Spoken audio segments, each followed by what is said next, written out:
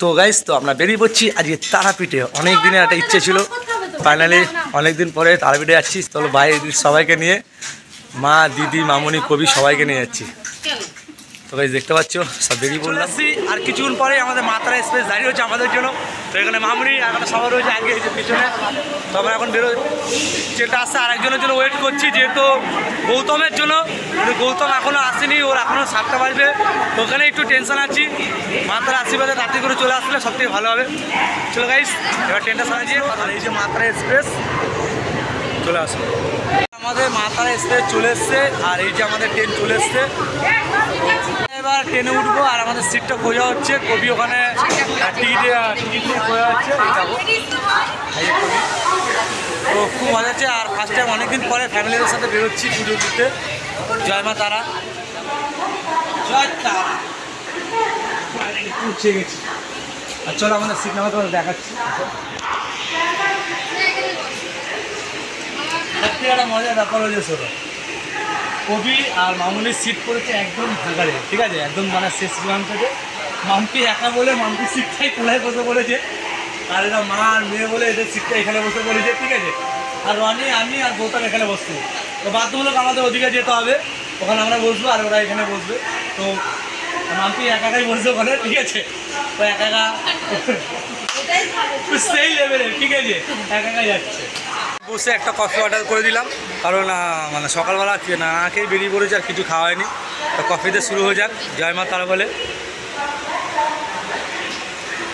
সেই একটা 7:20 টাইম দিয়েছে, পুরো রাইট টাইমে ট্রেনটা ছাড়লো।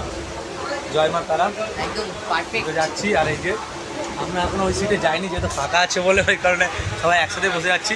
আর যদি বাকিটা হয় তাহলে ওখানে চলে যাবো। এখন আলো চলে এসছে।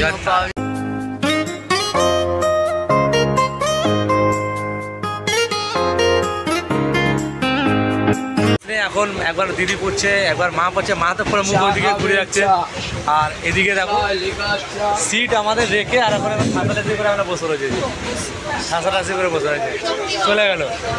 চলে গেল মামুনের বিষয়ে। আমরা এখন শক্তি করে এসেছি ল্যাংচা খেতে হয়, ঠিক আছে, শক্তি করে ল্যাংচা খাবো এখন আমরা নেবে।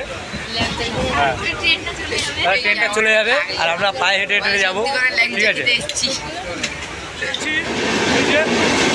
বর্ধমানে আমি তো কোনো সময় আসিনি, আর আমি এই জন্য স্টেশনে একটু দাঁড়িয়ে একটু দেখে নিলাম বর্ধমানটা। আমাদের খাওয়ার টাইম চলছে, যে পেটে দিয়েছে, আর এখন খাবো। আর খুব খিদে পেয়ে গেছে, পেটে খুব খিদে পেয়ে গেছে, এখন খাবো। আর এই যে বলতাম, ঠিক আছে, টিফিন করে দিচ্ছে।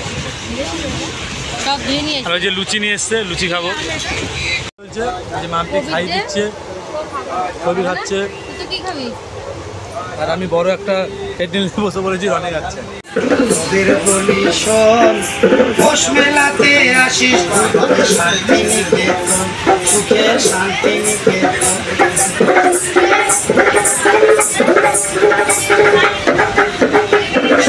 তোদের বলি শোন, আমার কথা শোন, পৌষ মেলাতে আসিস পুজো লেগে যাচ্ছিল, দিয়ে দিলাম।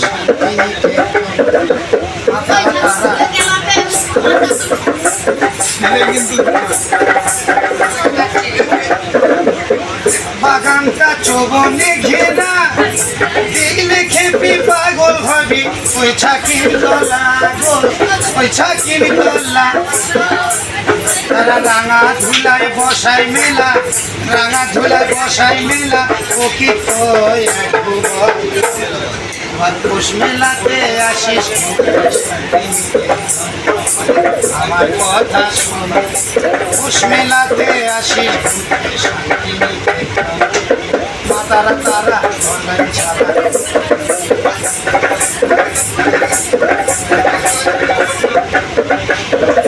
সমন খ্যাপার মন, একবার এসে দেখে যাও কবিগুরু শান্তি নিকেতন, সুখের শান্তি নিকেতন।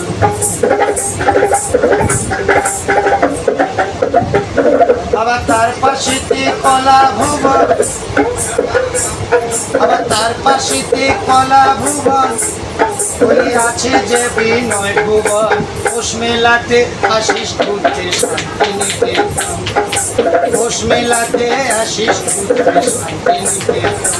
শোনো আমার কথা শোন, বলিস শোন, পৌষ মেলাতে আসিস ঘুরতে শান্তিনিকেতন, সুখের শান্তিনিকেতন, সুখের শান্তিনিকেতন।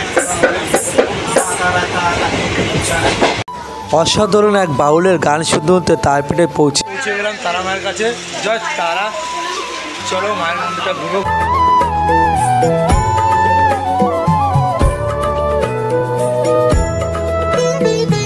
এলি যখন আমার ঘরে, আমায় ছেড়ে যাস নে তারা মা,